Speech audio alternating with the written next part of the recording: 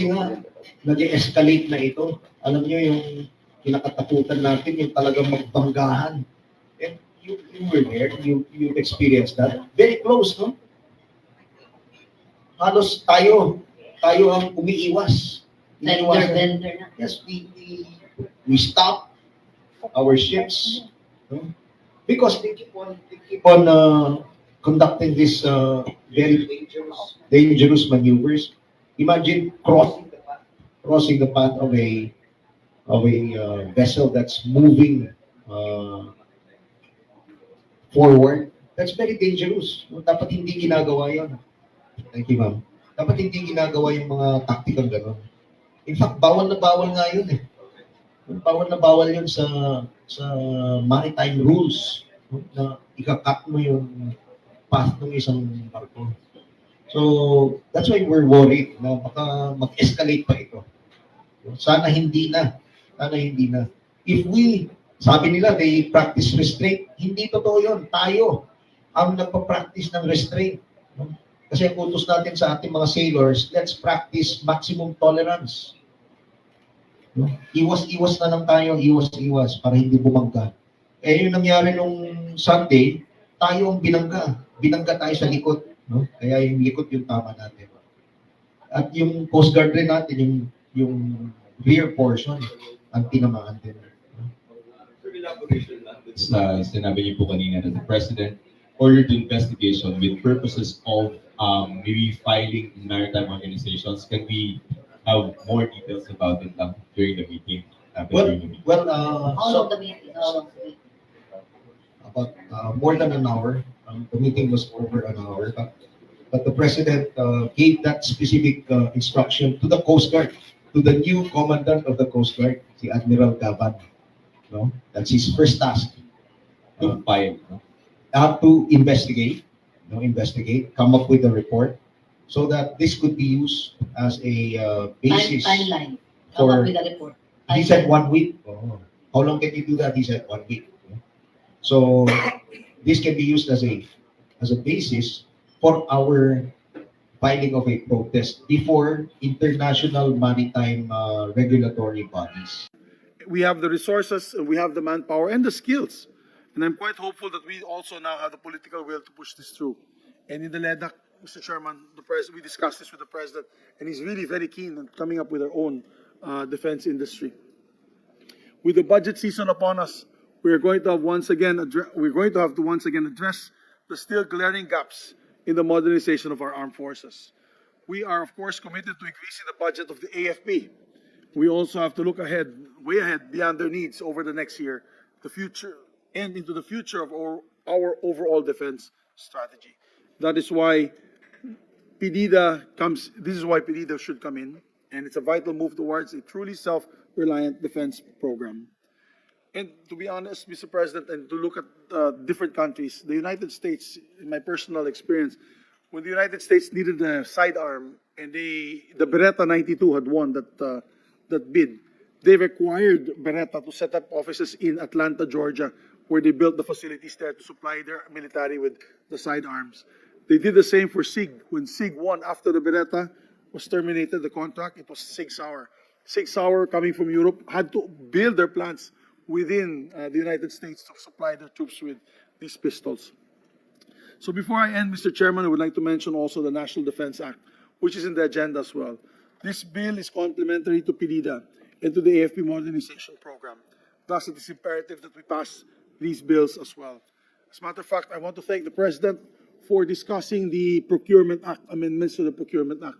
Because, gentlemen, what necessarily is the cheapest is not the best.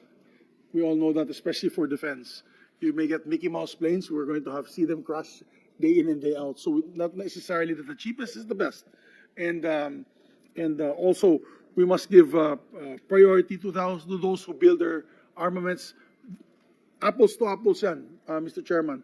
When you build a rifle from here in the Philippines, and of course we import a rifle from the United States or Israel or other countries, as long as these Philippine-made rifles pass the stringent tests and requirements, they should be given priority because it is made in the Philippines. And the access is much easier for our troops And of course, it will be supporting our economic agenda of the president. Yung pinaka-recent, nakita ko sa group chat natin na itong Chinese Coast Guard na naman, inisprehan ng tubig, binomba ng tubig yung ating Coast Guard din. Coast Guard. Ano pong reaksyon ng ating military tungkol dito, ng ating taga-Department of National Defense? Parang paulit-ulit na lang po to at sobra ng pang-api at pang-abuso ginagawa sa atin ng China. Any reaction from the AFP and from the DND? Maybe the AFP is just beside you, Senator dito pala. Rafi. Yeah. Kasi nakita ko yung video, na-high blood po ako. Grabe po yun. Nagdi-deliver lang po ng supply, nire-supply lang po natin Philippine Coast Guard. Yung pong mga sundalo natin o nakabase sa isang lugar doon sa pinag-contest na territory, binomba po ng tubig nitong mga Coast Guard ng China. Meron na ho bang Chinese Coast Guard? Binomba po yung ating Philippine Coast Guard. May reaction na ho ba yung DND tungkol doon? Nakapag-issue na ba, Mr. Chair, yung ating DND? Did they issue any statement? I haven't read it. Asik D. Mr. Chair, the AFP last Saturday issued a statement of condemnation, Mr. Chair, condemning the excessive and unlawful actions against the Philippine Coast Guard, Mr. Chair.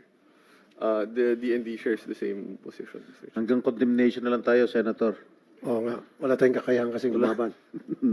Hanggang mag-file tayo ng diplomatic protest that is always falling in deaf ears. Ipasa Diyos na lang natin siguro, Mr. Chair. Magdasal, mag-pray na lang tayo na sana one of these days maawang Panginoon at hindi na maulit yun. Anyway, aside from condemnation from the DND, wala ko kayong ginagawang pakikiusap sa inyong counterparts sa China para sabihin sa kanila, hey, this is too much. Diba?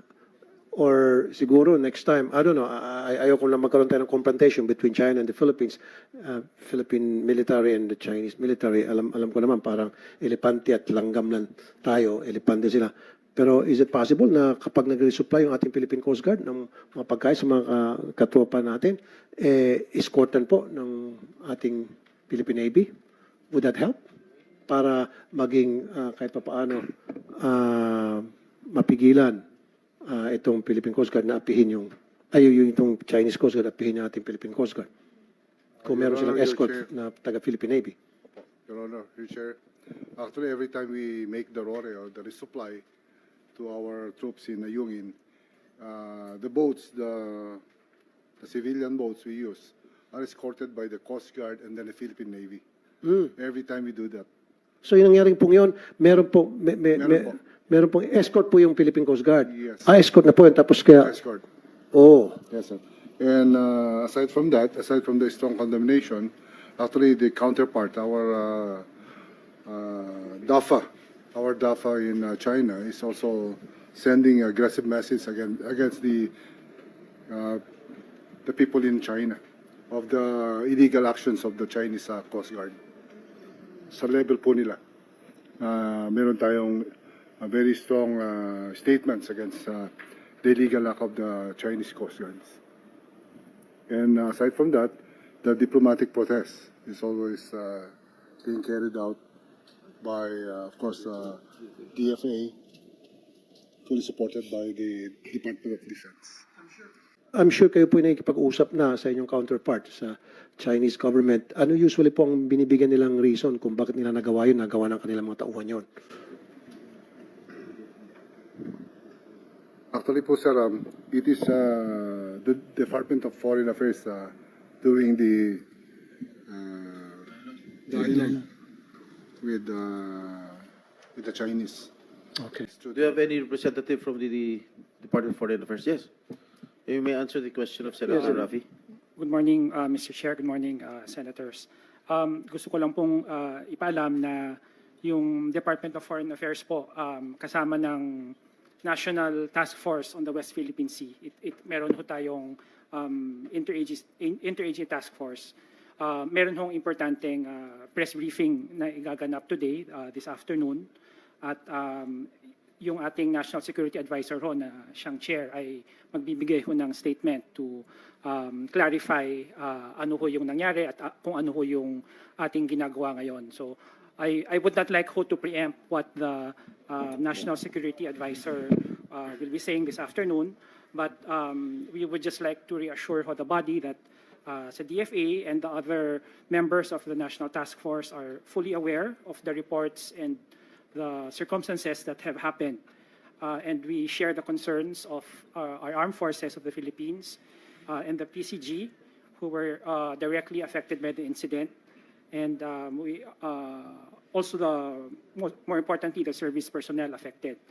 Yung DFA ho, we are undertaking all diplomatic measures with regards to this incident, and we will provide, it's ongoing ho ngayon, Senator, both in our embassy in Beijing and here in the DFA. We are coordinating ho with our relevant counterparts, and we will provide updates ho this afternoon on